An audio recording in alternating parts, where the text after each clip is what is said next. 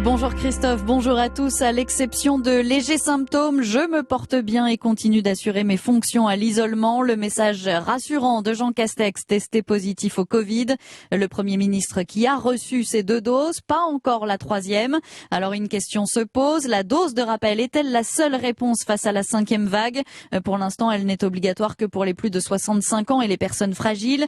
Les plus de 50 ans pourront recevoir leur injection dès début décembre. La vaccination qui sera au menu du Conseil de défense sanitaire demain.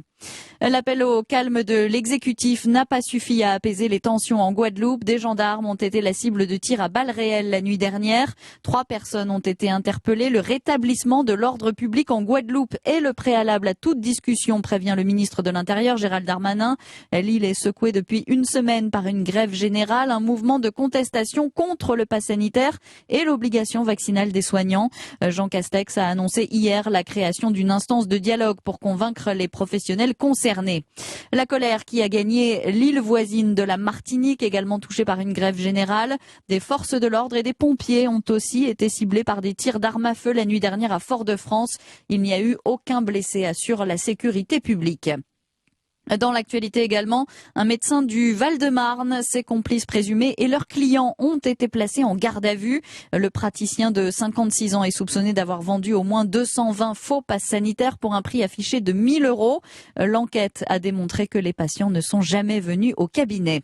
Des mesures pour améliorer la sécurité dans les stades seront proposées d'ici 15 jours, annonce du ministre de l'Intérieur après une réunion avec les instances du football français. Réunion convoquée en urgence ce matin, 2 jours après les incidents survenus lors du match Lyon-Marseille.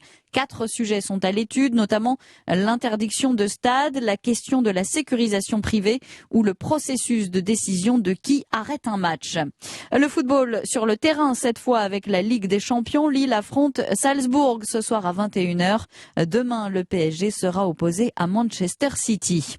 Les premiers concurrents de la Transat Jacques Vabre ont franchi la ligne d'arrivée à Fort-de-France en Martinique. C'est le duo Sébastien Rogue, Mathieu Souben qui s'impose cette année dans la catégorie des Ocean 50, la catégorie ultime des bateaux les plus rapides à un parcours plus long.